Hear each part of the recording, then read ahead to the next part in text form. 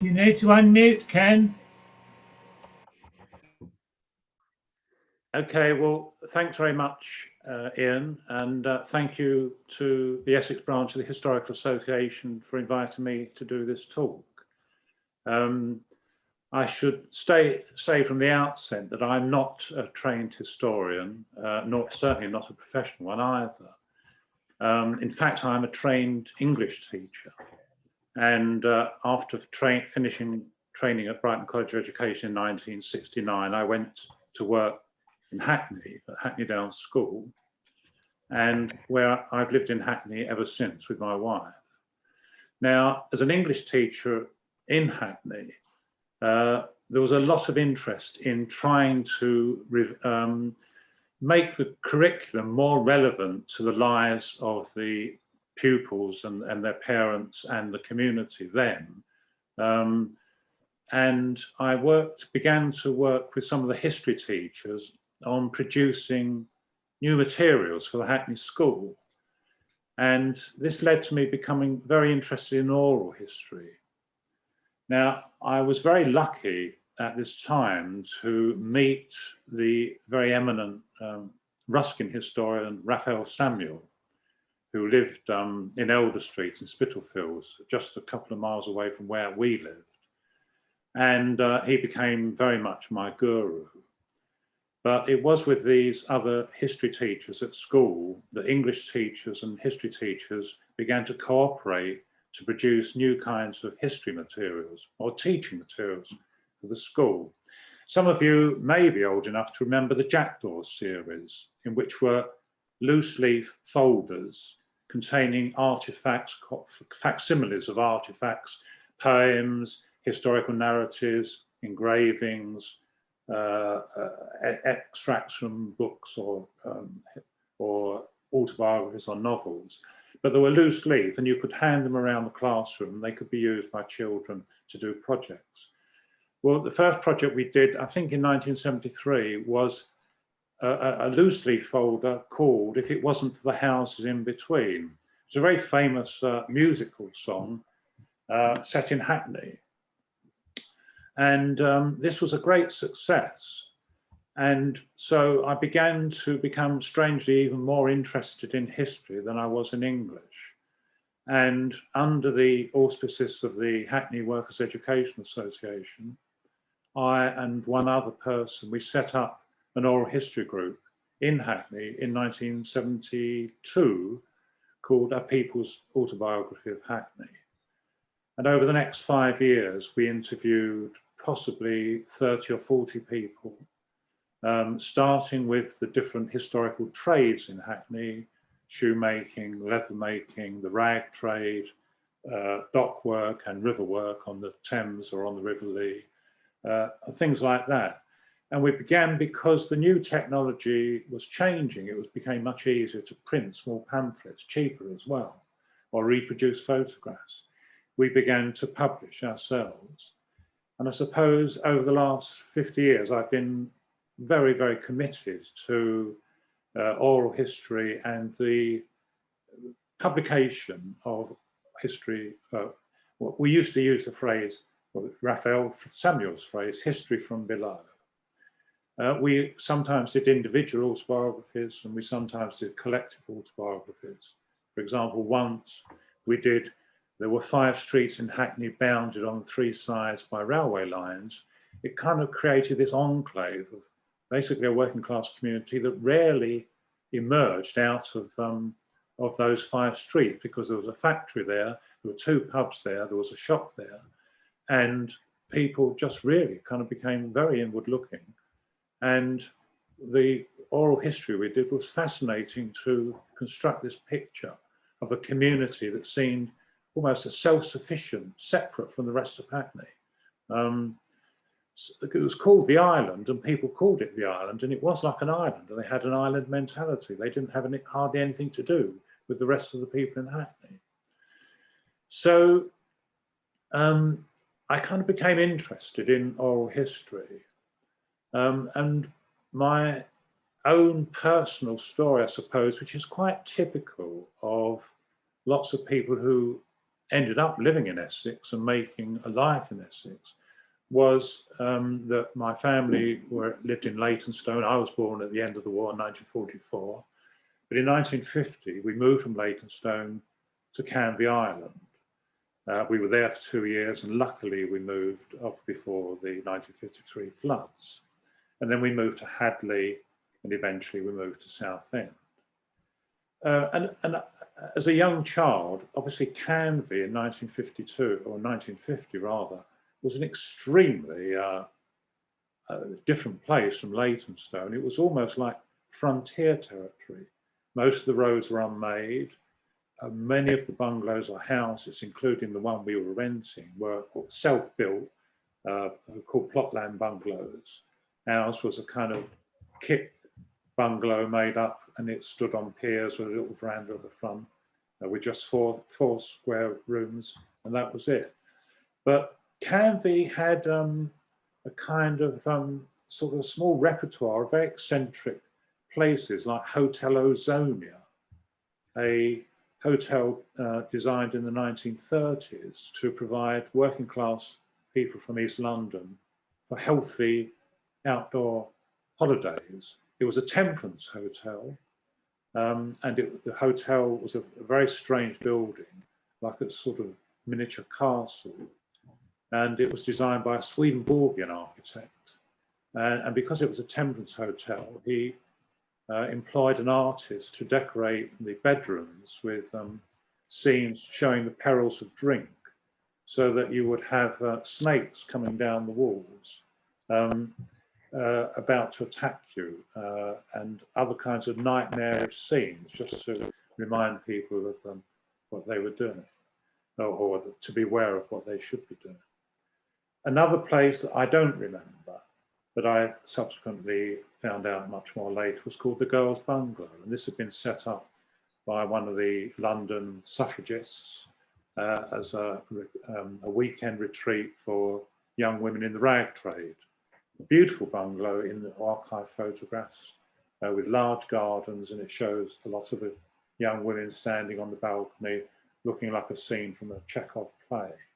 But again, it was that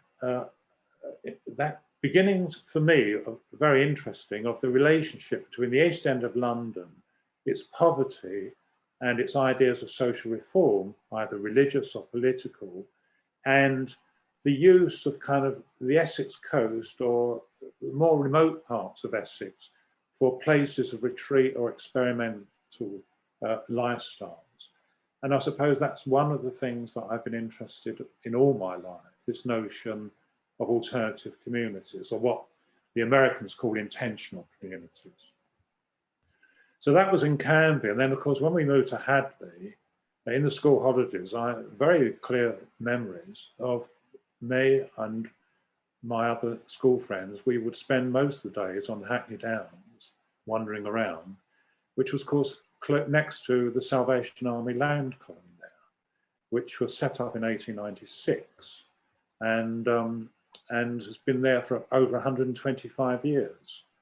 And of course, our parents forbade us to go near the colony, because then it wasn't actually any longer providing for derelict men, or men who'd been harmed by alcohol or mental health problems from the slums of the Victorian London. It was then used as a place for what were called juvenile delinquents, and our parents forbade us to go anywhere near the land colony. But of course we did, because it did have a shop there where you could buy lemonade and sweets.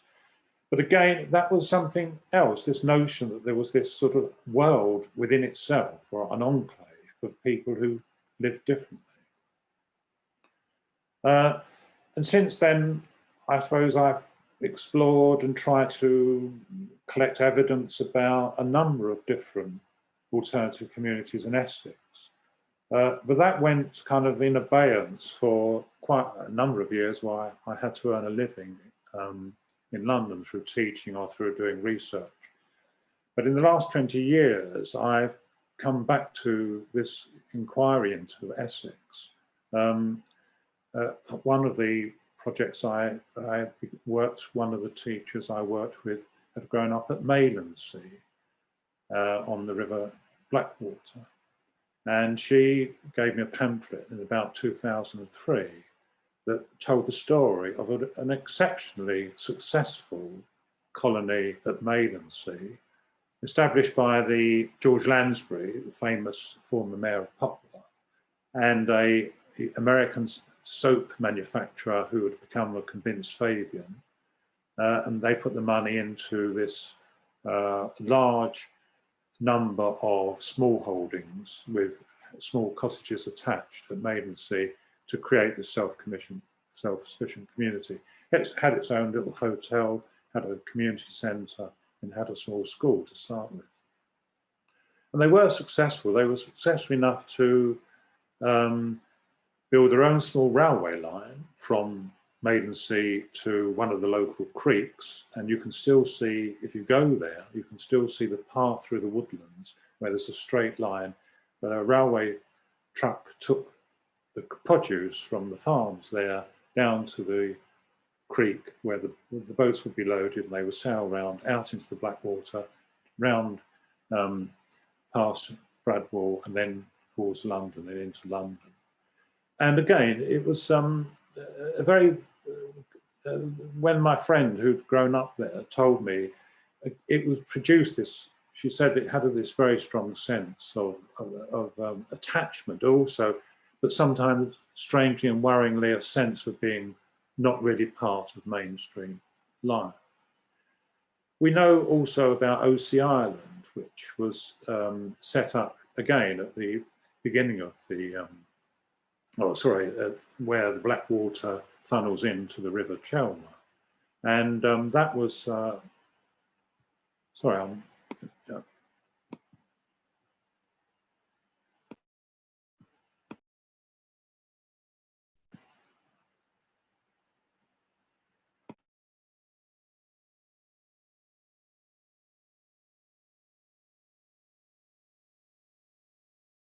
muting itself. Can you hear me now?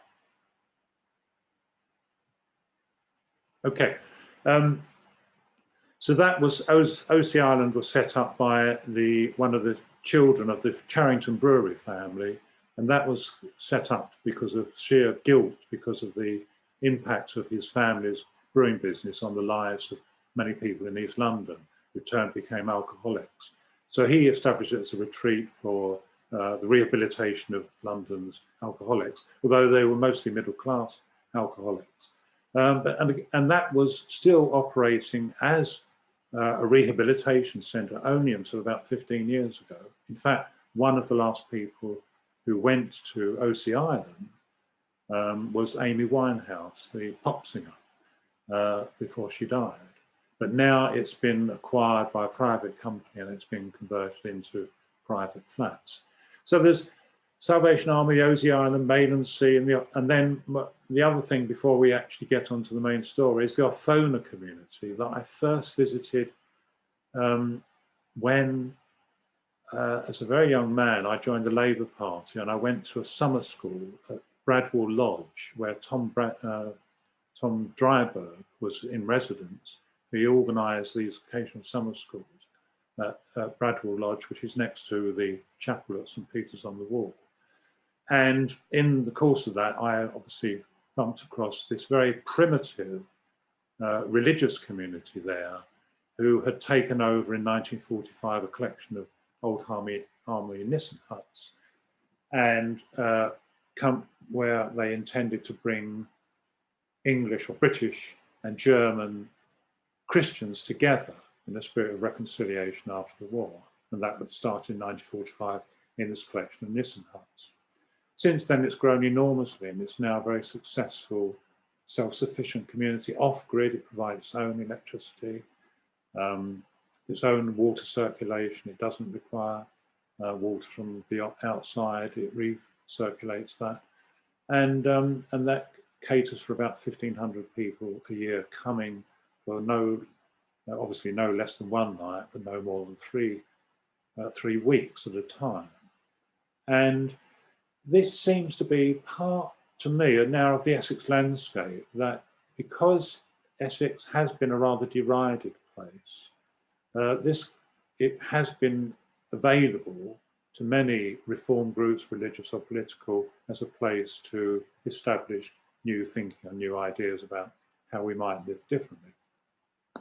Now, the one that I got most interested in was the Adelphi Centre, which is now very famous because of its association with John Middleton Murry, the literary critic, and George Orwell.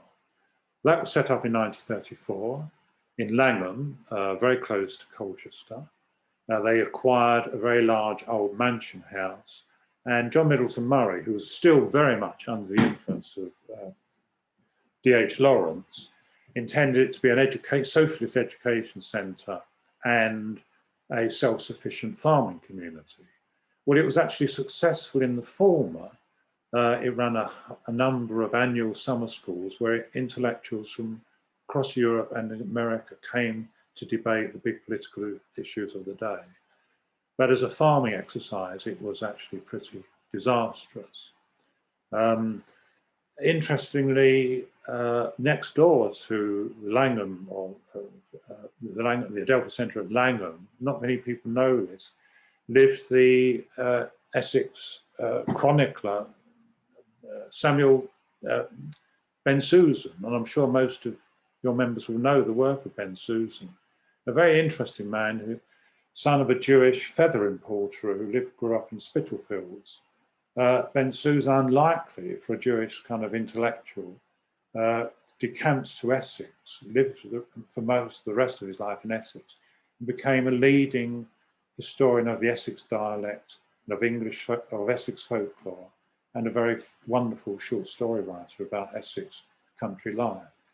He happened to be, his sister happened to be married to Lucien Pissarro, the son of the French expressionist painter Camille Pissarro. And Pissarro lived next door and painted many of the scenes around there. So there was beginnings there of this kind of artistic political community.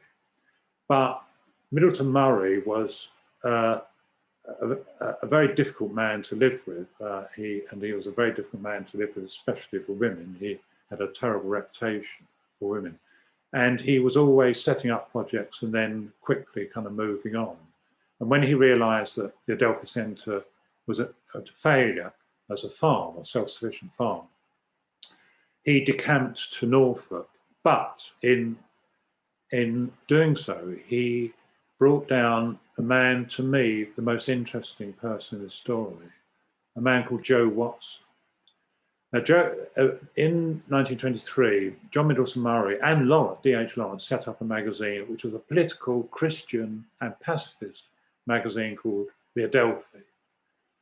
And it attracted a very large number of people, including quite a lot of coal miners and steel workers in the Northeast, where unusually, perhaps, Middleton Murry and Lawrence had very high reputations, which still fascinates me, because it goes against kind of one's normal kind of intuition that miners or steel workers would be great readers of Lawrence. But anyway, he set up the Adelphi magazine in 1923, and one of its readers was this man called Joe Watson. Joe Watson was a blast furnaceman at the Concept Steel Works, completely self-educated. He left school at the age of 12. And at the Concept Steelworks, he ran a Shakespeare reading group, and he was incredibly well-read himself. And he was a keen reader of the Adelphi magazine, and he was a keen follower of everything that John Middleton Murry did. So when Middleton Murry realized that the Langham project, or the Adelphi project as a farming project, was going to fail, Middleton Murry thought, oh, well, I know at least one working class person who could probably rescue it. I'll call down Joe Watson. And Joe Watson brought his family down from Concept to Langham in 1941. But within a year, he'd realized that actually the project was doomed to failure. And so at the end of 1942, he kind of led a breakaway group to Frating. They actually bought the deeds of Frating Farm in the autumn of 1942, but they actually didn't move there to 1943. Now Watson, I'll read something Watson was completely charismatic. Everywhere he went, he attracted this enormous loyalty to him. But he was really the only genuinely working class person who was one of the Frating pioneers. They managed to buy this farm with a loan from another local farmer who was a Quaker, but also from money provided by Vera Brittain, the famous woman who wrote the history of her story about the First World War, Testament of Youth, in which she wrote about the trauma of not only losing her fiance, but two of her brothers as well in the trenches. And she had become an ardent pacifist by then, and she put money into one of the kind of slightly better off supporters who put money into the Frating project. So it was intended to be, it was a 300-acre farm. The farm is still there. And within a year, there were 50 people living there. And they recruited from pacifists. There were quite a few Quaker farmers in East Anglia at the time. And it was often their teenage children who then went to volunteer or to live in this community. It does, but what is to me very interesting is that I think we've underestimated how important not just Lawrence, but Tolstoy. Now, of course, Victor Gray mentions this an awful lot in his book about the anarchist colony at Purley. I mean, that was essentially a group of Tolstoyan followers. And the more I kind of talked to people who went to Frating, they had been largely inspired to go back to the land, partly through their pacifist beliefs, because of course it was, if you didn't want to be conscripted into a man, it was regarded as reserved occupation, and you could legitimately claim to be working in the national interest, but not through carrying arms. You could work on the land. But they were inspired by, but also particularly they're inspired by Lawrence and Tolstoy. It was a very kind of spiritual thing they wanted to kind of connect to. Now, I knew a lot about the Adelphi Centre. And in 2018, I gave a talk at the Essex Book Festival about these alternative communities, and I did mention the Adelphi. But I also mentioned that this breakaway group to Frating, of which I admitted I knew nothing, except that it had happened. And there were two women in the audience who came up to me afterwards, and they said, well, do you want to come to Frating Hall Farm? Because we live there. And they invited my wife and I to tea. My wife, by the way, is a photographer. And we went there. And that afternoon, they got out all these fantastic documents and photographs telling the history of the farm, which was run for 12 years as a cooperative pacifist experiment in living. And it was then my kind of oral history memories and experiences kind of kicked back into play, because the farmer is called Martin Thomas. And he went there at the age of 4 in 1948. He went there in 1943. He's exactly the same age as me. He's 77. And he's been there ever since. And I think why I feel so lucky in being able to tell the story of Frating Hall Farm is that most of these small family farms over the last 50 or 60 years have been reacquired, sold on, and eventually have ended up in the hands of very large agricultural, kind of industrial conglomerates. But this farm has retained its kind of family structure, and obviously they retained all the records and all the documents relating to its purchase, relating to its management, and so on. And I think if it had been sold on maybe in 1960 or something like that, all that would have gone and we would never have known this story. And it does make me think how precious it is to keep and store these documents. And if you do come across a small interesting story, at least kind of begin to collect them.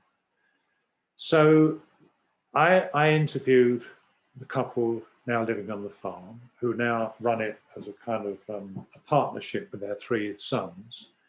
And they began to put me in touch with 1 or 2 other people who they'd known who'd grown up there, one of whom was Joe Watson's eldest daughter.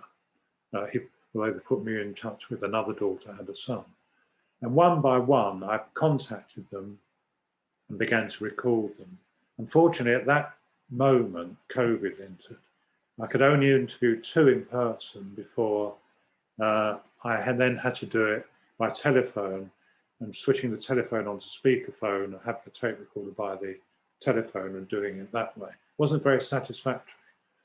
But what was amazing was the passion within which these people spoke about growing up on this farm. For the children, all the people, of course, I interviewed had been children there. Their parents were long dead. But they remember this place with enormous kind of affection. So I'm going to read 1 or 2 little extracts from the book, or really from their testimony that they gave when they contacted me. And I think I'll start with, well, here's what Sid Chaplin wrote about Joe Watson. Now, Sid Chaplin was a miner who became a rather famous novelist, another Newcastle man, Durham man, actually. And Sid Chaplin and Joe Watson were very close friends.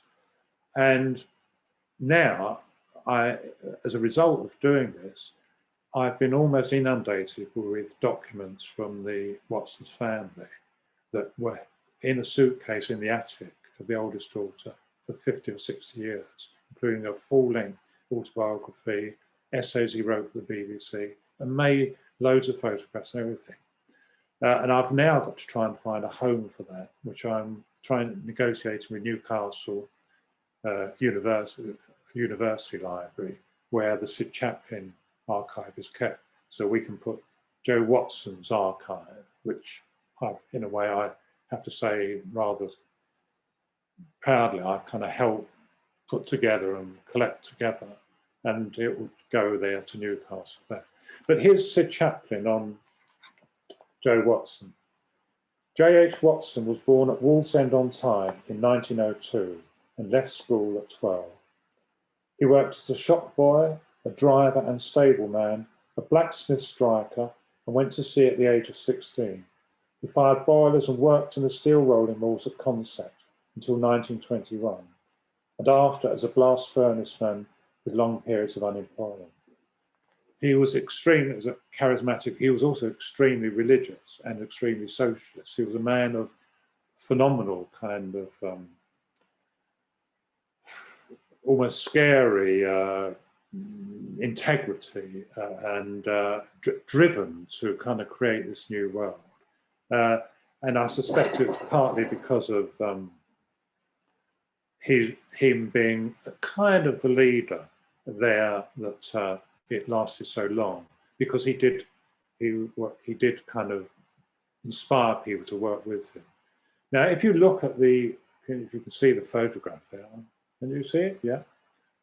Well, the cover of the book, which is of the potato plant at Frating Hall Farm, has 4 young people on it, 2 women and 2 men. And if you look, the woman on the left is Shirley Williams, the young Shirley Williams, who later became a cabinet minister. And she went there because, of course, she was the daughter of Vera Brittain. And she went there at the age of 18 before going to university. She went there for a year in the job of second cowman. And that was her job, to learn to look after the cows, which she did. But she also admitted that she fell in love with Joe Watson, although he was old enough to be her father. She fell in love in the kind of young person's infatuation way. But they were very close friends. And in fact, when Shirley Williams began her parliamentary career, which began when she sat for the seat at Harwich in the late 1950s, Joe Watson became her election agent. So he was this kind of inspiring person. Most of the people then were talking about their childhood. And here's a woman I interviewed called Phoebe Lambert, who now lives in Wivenhoe. She's the age of 79. Her parents went there. They were both convinced pacifists. They'd been converted to pacifism by the charismatic priest, Dick Shepherd, who had created the Peace Pledge Union in 1934, which grew to 100,000 members by the time the Second World War began. And they went there absolutely determined to kind of start this new life with their daughter and their other children. And this is what Phoebe Lambert told me on tape about it. It was an extraordinary way to grow up. And as children, we were totally free. I know I used to get up at 5 or 6 in the morning and go down into the woods or the spinney and scoop up tadpoles in the streams or watercress or gather mushrooms to bring back for breakfast. Frating was really like an extended family. And there were, of course, always going to be tensions. And of course, there were some very strong personalities amongst the people who were prepared to go to prison for their beliefs and to suffer as pariahs outside. This was a source of great conflict to the adults at Frating because initially they were spurned by the other farming communities around them. Conches were certainly not popular. Nor were the children popular at school because of this association. They obviously, the other children at school, their parents were told them possibly not to play with these children and so on. But they also had other reasons for being regarded as serious. Jo Watson's eldest daughter told me when I interviewed her that she'd won a place at Colchester Girls' Grammar School. And on about the third day she'd attended there, she went into the class very excited. And she said, oh, guess what? That we've had a new calf and they've named it after me. And the other girls thought, well, that's not very nice at all to name a cow after your daughter. But that was just one of the stories. But they did have a hard time initially. But this was, I think, in many ways where their Christianity overcome the barrier. They were all pretty religious. And although there were a couple of Catholics, they were mostly Anglicans, some Methodists. And because they had this kind of very ecumenical range of beliefs there, although there's a church at the entrance to Frating Hall Farm, a very old church, they decided they wouldn't use the church for religious meetings. They would use the barn. There's a great barn, a beautiful old barn there. And the barn became not simply a place for fairly informal religious gatherings on Sunday and hymns and so on. It became a place for harvest festivals and for plays. They began to put on plays and invited the other villagers to them. And we've got photographs of various productions they put on of Shakespearean plays and other plays. And they also put on dances and ceilidhs and folk dances and choral concerts, including one when Imogen Hulse came to conduct the choir. So they kind of, they made their peace with the surrounding neighbourhood through this programme of activities and becoming much more welcoming. But occasionally they did go to church. And there's rather one, the same Phoebe Lambert talking about her parents being part of the theatre company there. They were a member of the Frating Players. They set up themselves as the Frating Players. And her mother particularly recalls a production of As You Like It. She told me, my mother played Rosalind, and in another Shakespeare play, Henry IV, Part 1, my father played Falstaff, and in another, Sir Toby Belch with a cushion stuffed up his shirt. Other members of the farm played different parts.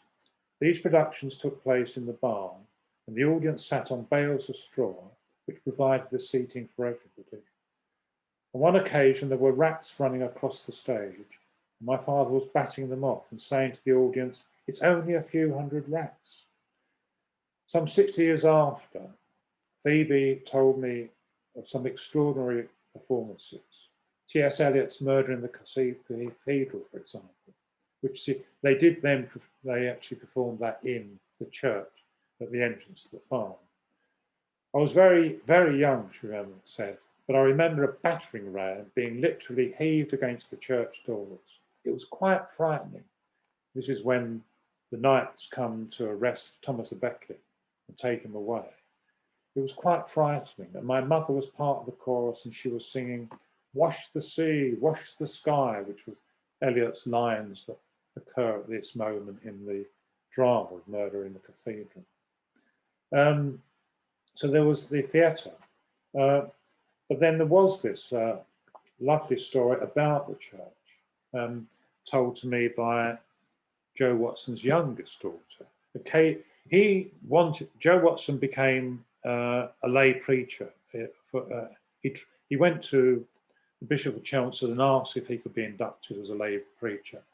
And they made an exception for him because of his extremely wise theological knowledge, although he had no academic background whatsoever. So he did occasionally give services in the church. And this is what his youngest daughter remembered about that church. "My father was a church warden for the lack of anybody else doing it. He remembers going there one day for the 8 o'clock Sunday morning service, and there were the vicar's footprints in the snow, going up and going back to the church door. He'd gone. Nobody had turned up and he'd gone home. Now, the vicar was a very charismatic preacher, but he only had 3 sermons, so we got to learn them all off by heart. He often started by staring into a corner of the church, saying, 'I can see him, my friend,' referring to Jesus. People who hadn't seen him before thought he was marvellous and we were lucky to have him, but he wasn't much cop as a vicar. And in fact, another farming story that is mentioned in the book is in another church where the vicar would always start the sermon saying that he'd been sitting in the churchyard that morning when Jesus had come and sat down beside him and told him what to say. It's hard for me even to think that even a hamlet like Frating, in 1951, there was a survey, I think something like only half of the kind of those kind of hamlets in Essex still only had a standpipe or a kind of a pump. That running water was not available to most of the houses. I mean, life was very hard in terms of, and in this case, the Frating Church is actually quite some distance from Frating Village, so it was not surprising that it didn't get that many people. They took on also many visitors came to help during harvest time, hundreds actually over the 12 years they were there. A lot of them, strangely, were famous artists or musicians, composers, and they even had professional string quartets would come who were pacifists. Of course, a lot of musicians were pacifists in the Second World War. Well, we know the famous example, obviously, of Buber and Brittain and Peter Pears. But so they had kind of, famous classical musicians come to play string quartets in the barn.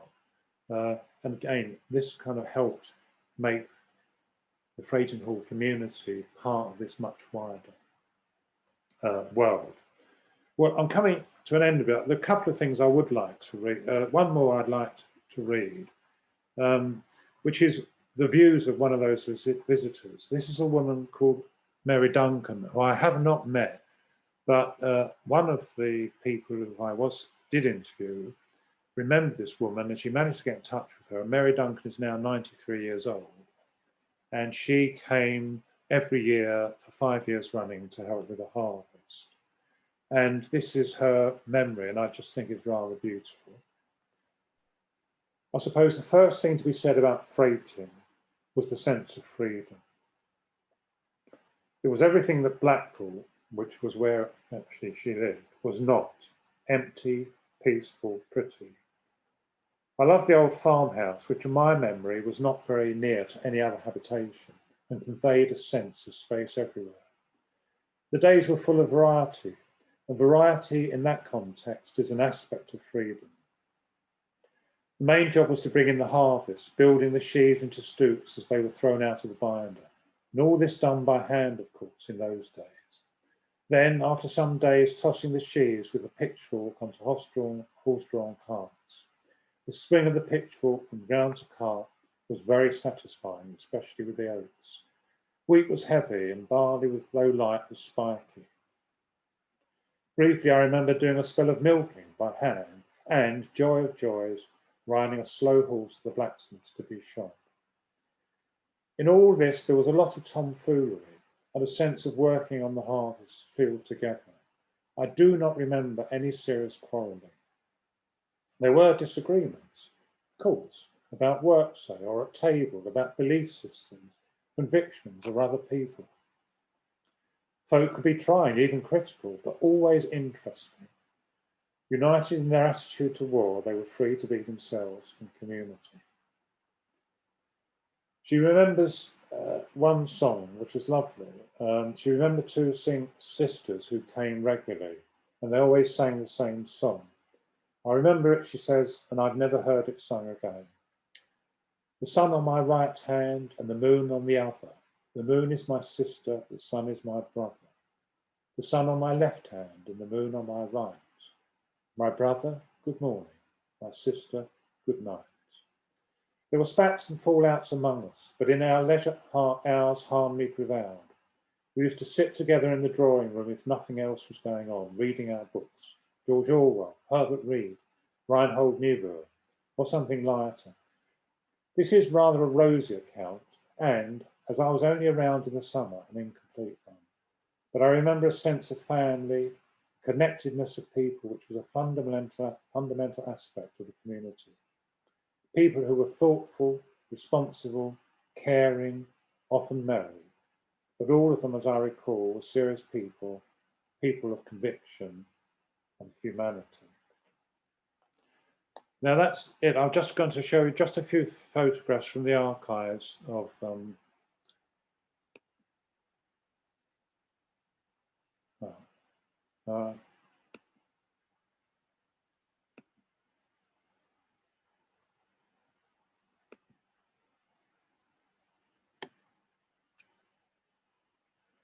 so that the young boy. Can you hear me? Okay. We can hear you. We can't see any pictures. You can't see any pictures? No. Oh, I can. Oh. Have you shared it? Yeah. Hang on.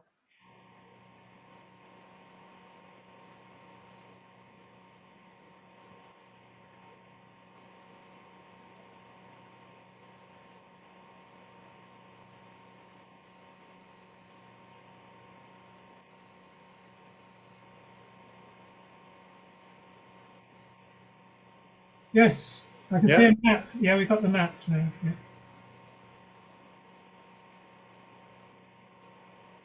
Can you see that now? Yes. You can see the hay wain. The hay wain, a little boy in front with a hat on. That's right. Okay. Well,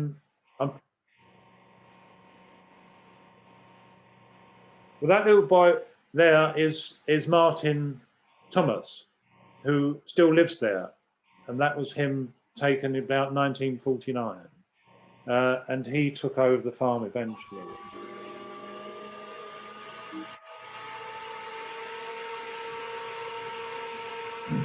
That is Langham. That was the mansion house at Langham where the Adelphi Centre was originally set up in 1934, and they vacated it in 1942. Middleton Murry vacated in 1942, and it was from there that Joe Watson led his group to Frating to set up the farm. Since then it's been used by the Essex Educational Authority variously as a children's or young people's training centre, or for young people with mental health problems and so on. So it's still kind of in public hands.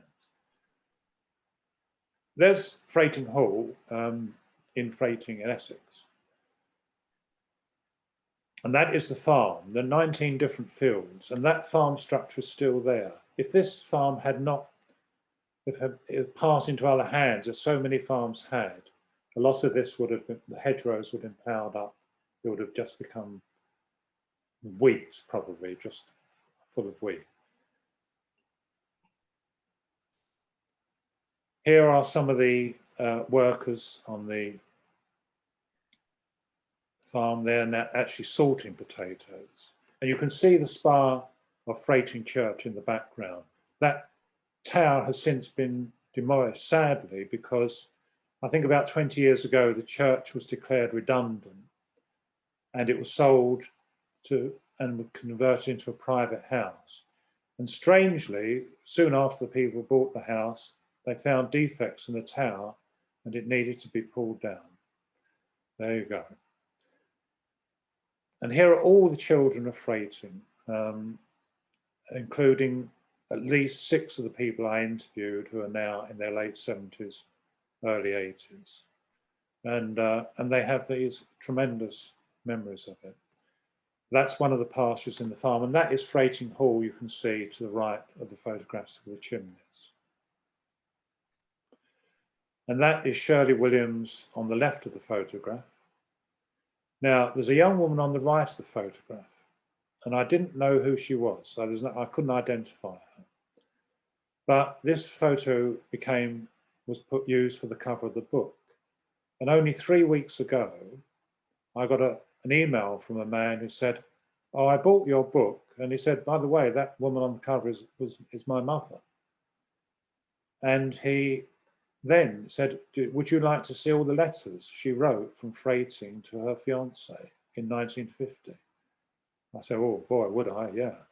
And he scanned 15 letters. They're all about 8 pages long, and they're full of detail about everyday life on the farm, the food they ate, the conversations, discussions they had, the work they had to do, their relations with the neighbouring villagers and so on. Wonderful photographs. And currently I've just paid someone to type them into a document. And there's the choir, and the man with his back to us is the charismatic former blast furnace man, Geordie blast furnace man, Joe Watson.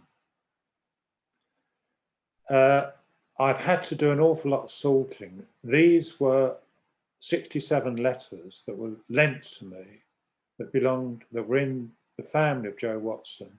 And these were all letters from the very eminent literary critic and close friend of D.H.Lawrence, John Middleton Murry. And I thought I'd found a kind of absolute treasure trove. Unfortunately, most of them are, "You owe me this money," or "You forgot to pay for the tractor wheel," or "You owe me for 2 bags of wheat corn," which you didn't get. But anyway, I've had to do an awful lot of sorting of archives that people have lent me, which has been actually an honour to do. Oops, sorry. And that is the book cover. And you can get it just by going to Little Toller Books. You type in Little Toller Books into the web and it will take you there. But as I say, it brought me back at this rather late time of my life to my early enthusiasm for oral history that was partly I owe to my early friendship, which is a very lucky friendship with Ralph Samuel in the Ruskin History Workshop. So that's the talk. I'm more than happy to answer any questions. Ken, I'm glad you are. Have we any questions? Can you cope with those, Andy?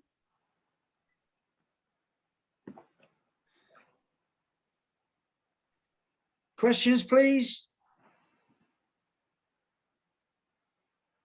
Can I ask one, Ian? Tony, yeah, go.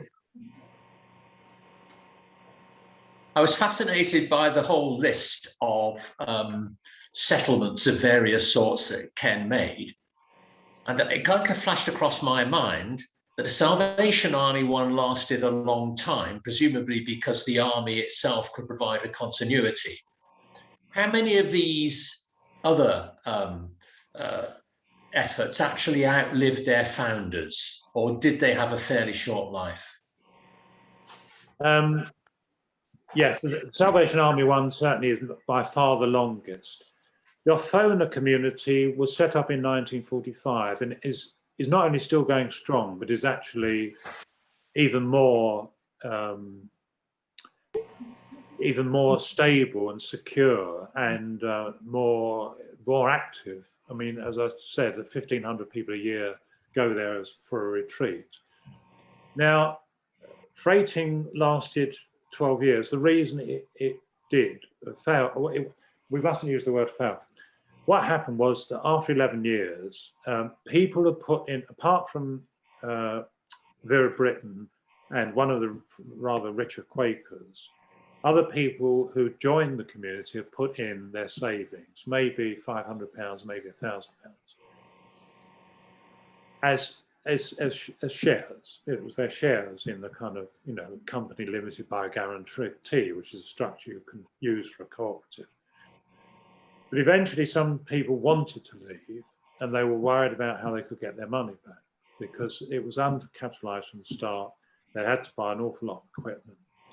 And it was actually trading profitably for the last few years, but they couldn't pay the money back if people wanted to leave. So they had to kind of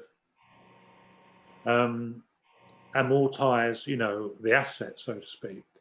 And the only way to solve that was that one of the members had enough money of his own through his Quaker family connections to buy everybody else out. And he did that. That was in 1954. And that is, and then when he grew up older, he bequeathed it to his son, the little boy looking at the hay wain in that photograph. Now, I've always, you know, I say people, there's a kind of conventional story about alternative communities that they don't last very long. I think that is actually mostly true. I've now realized, having spent quite a lot of my life thinking about this, that it's probably a good thing, and it may be a bad thing that they don't last that long. But one of the women who grew up there, Kate Weaver, who I cite a lot in the book, said that we should always regard these things as unfinished business. You know, an experiment can't fail because the whole point of an experiment is to find out what works and what doesn't. And we learned an awful lot in this. And we've carried some of those lessons to other parts of our lives. And in the kind of sociology of a lot of these alternative communities, there's two things that happen.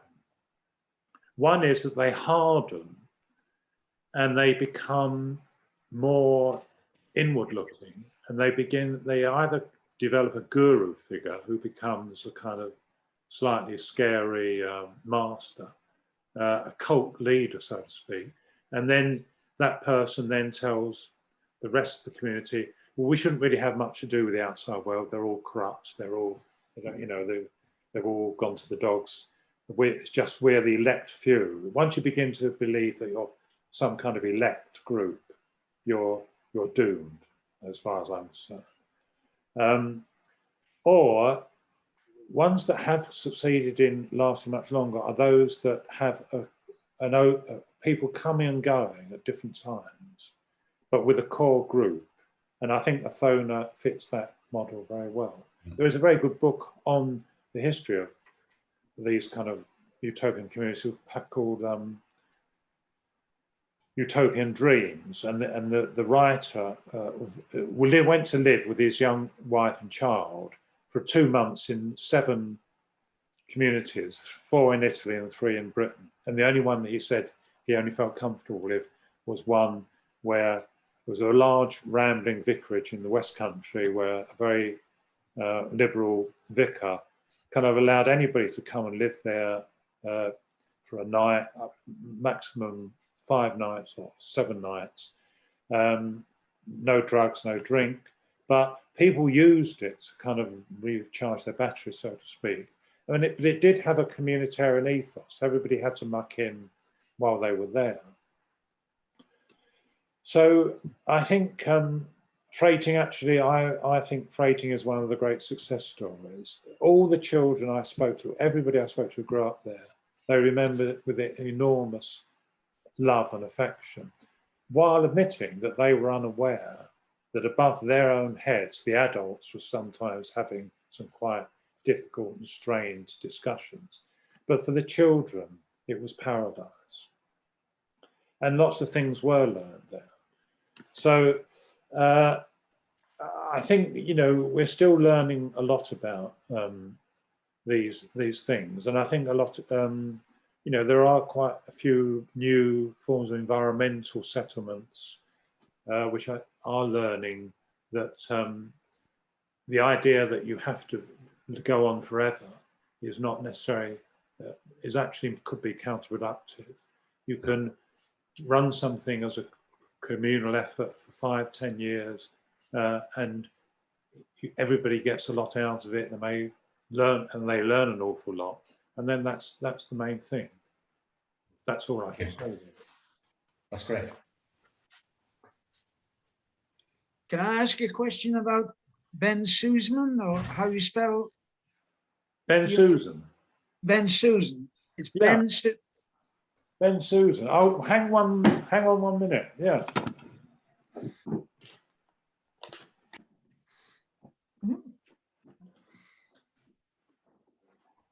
It's gone for the book.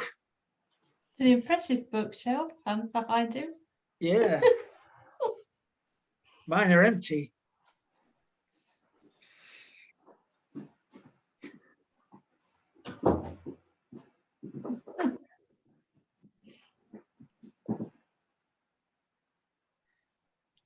Oh. Ah. So One of the it's SL, short for Samuel. I don't know what the L is short for. Ben Susan, and it's BENSUSAN. That's his surname. His middle name is Levi. Is it? Okay. Oh, there you go, Paul. And he wrote for the New Statesman. He wrote a number of books, short stories, but mainly he was famous for being the chronicler of the Essex dialect. And he wrote a lot of stories in Essex dialect, which is really interesting. Well, Can I ask a question? of course. So my question is, why do you think it is that the establishment don't like these type of movements? Well, for obviously for Frating, I mean, pacifism became in 1939 war was declared, although many of the pacifists who were involved, or the pacifists were involved in Adelphi, and in fact in the Peace Pledge Union, had actually fought and won honours in the First World War. So the idea that they were so sickened by what they'd experienced that they became pacifists. But I just thought that even after the war, people, you know, the establishment don't seem to like those sort of collective organisations, do they? No, I suppose they're probably fairly difficult to deal with in terms of, I don't know what, tax or including, of course, education, because a number of them would have taught the children at home. I should point out, I forgot to say this, but Frating was I think one of the most successful ones. You know that Jim Broadbent, the comic actor, or the very wonderful actor, I mean, he grew up on a pacifist farm that was actually related to Frating in Lincolnshire. And they had a theatre too. And that's where he first learned some of his acting skills. But the more you look, there were hundreds. When Peace Pledge Union was at its peak in 1936, 1937, with 100,000 members, and the prospect for another war began to loom large, there were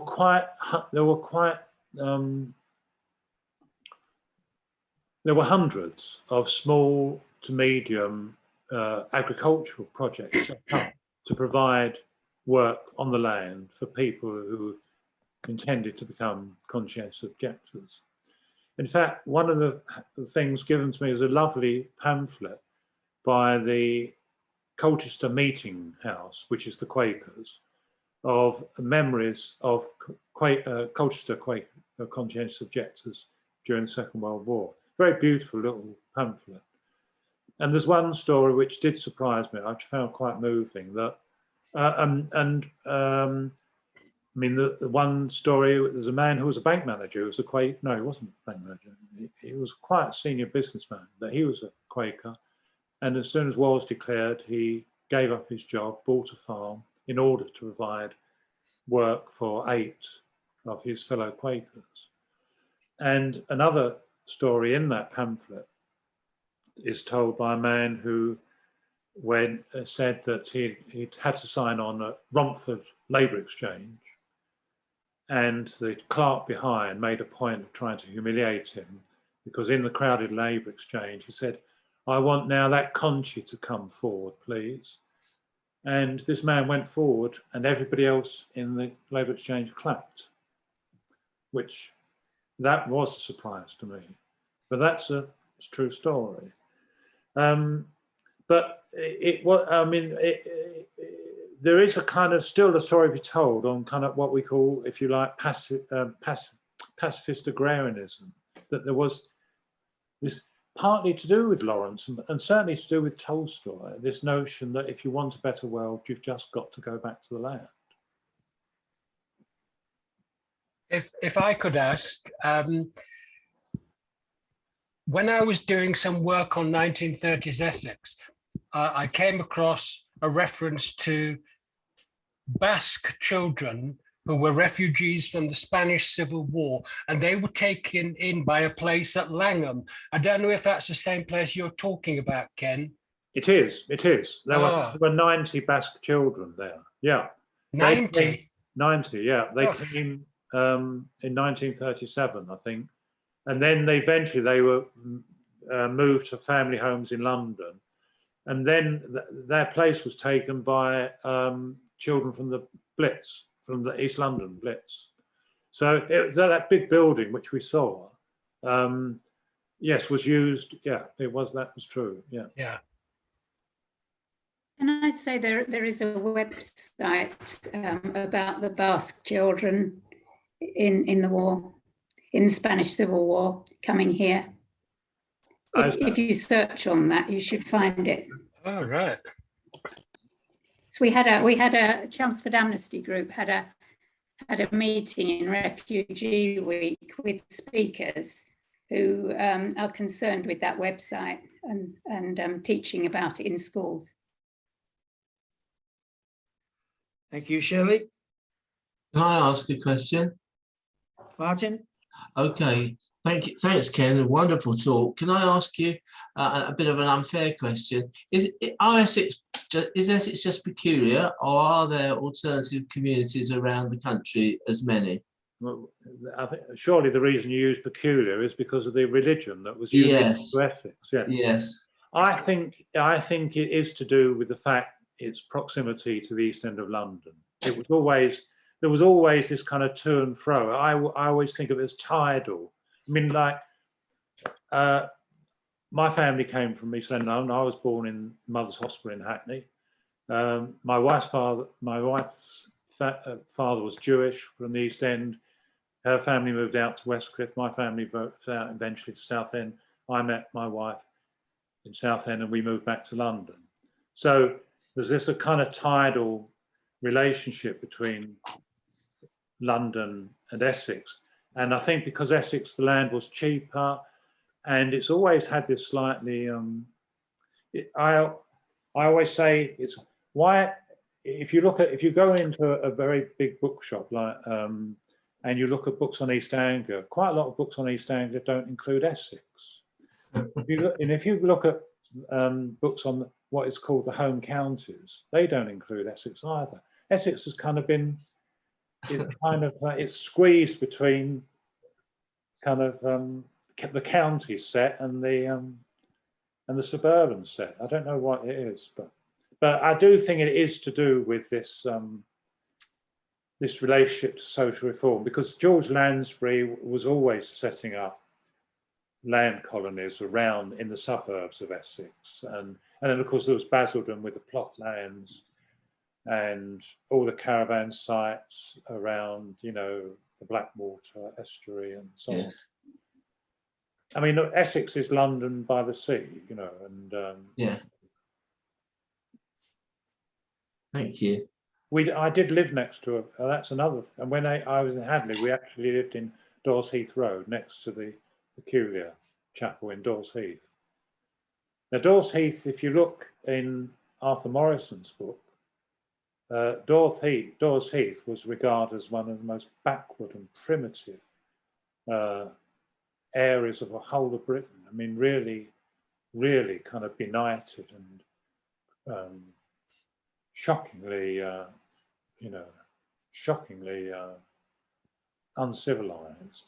I believe now it's becoming quite a posh suburb. Gentrified. But we've also got you can go for a walk, Ken, around Rochford and just go to the houses of all the peculiar people. It's a fascinating walk to do. Oh, really? Oh, yeah.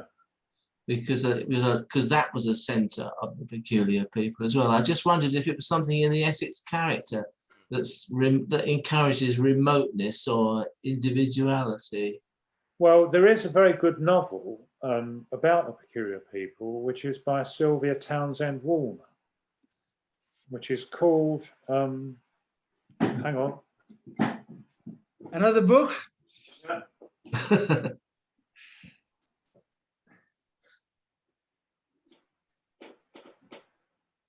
There is a history of the peculiar people as well, which you should find in the library or the record office. I can't remember the author. It's called The True Heart, and it's Sylvia Townsend Warner, and it's about a young woman who she gets into trouble in London, and she kind of flees to the Essex coast, and she gets a job as a kind of maid in a farm that where the people belong. It's obviously in Rochford, where the people belong to the peculiar people. Thank you. Sylvia Townsend Warner is one of the great writers about Essex, actually. Although she never lived here, but she loved it. Thank you, Ken. You have done what we always want from our researchers, given us a lot to look at ourselves and find out. I like your phrase, not alternative communities, but intentional communities. Very encouraging. And you are a great storyteller, and we are much obliged to you. Can I suggest that we all give our thanks in the usual way to a great speaker? Thank you very much. Thank you very much, Ian. Yeah, and thank you very much, Martin, for organising it. Yeah. Thank you, Ken. Okay. Brilliant. Yeah, and don't forget, Martin, there is a film of me talking more about freighting, which Martin has the details of. Yeah. Yeah, brilliant. And you get some brilliant history also when Ken's talking to his friend about Sheerness as well, which is absolutely. Yeah, yes. Absolutely fascinating. Well worth the 28 minutes. There are links on our website, I believe, Andy. Correct. I was just going to say that you got in first. Yes. Hello, John. How are you? Enjoying that I'm getting in first. Yes, you know me. Well, everyone, we'll hang around a little bit, as we usually do, in case people want to tackle us about the branch. But I suggest that, you know, if you wish to go now, consider yourselves well entertained. Next month's meeting, Ian? Next meeting? Oh, yes. We're meeting again, aren't we, in October? Have you got the programme on there you can flash up, please, Andy, on our website? Remind a man whose memory is frail. You're mute, Andy, yeah. Okay, I'm going to say goodbye then. Okay, Thank Thank you. you very much, Thank you, Ken. Ken. bye. Yeah. Thank There's you. our program now. Just move it down. 23rd of October, The Survival of the Princes in the Tower. Matt Lewis, author and historian. Any more on that, Martin? No, he's written so many books. You can see the books he's written about that whole period. He's quite an expert, and Oh yes, there they are. he's going to try and enlighten us as to why he thinks the princes possibly survived. So we shall see. Yeah, nice reversal of the usual way of doing it. Yeah, Excellent. all good. Andy, any idea of our numbers this afternoon? Andy, you're mute. Andy's muted. Mute. I would say there's about 30 people watching. Right. There's a few couples, about 30. Not bad for an I age. think I was going to say, I think some people might think because it was an AGM, they'd watch it on YouTube on catch up, you know, so they could skip the And AGM. cut that bit out. Oh yes. Good thinking. I didn't. Because my next door neighbour said he would watch it. He was thinking of watching it because he was going out today. That's a good tactic, that. I've had somebody also email me saying they would watch it later because they can't make it today. Yeah. Right. And I didn't Yeah. record the AGM, so it would be a shorter. We did all right. Recording ITV, so you can cut out the adverts, isn't it? Yeah. We weren't very long, were we? No. But they wanted to cut it out anyway. You don't know.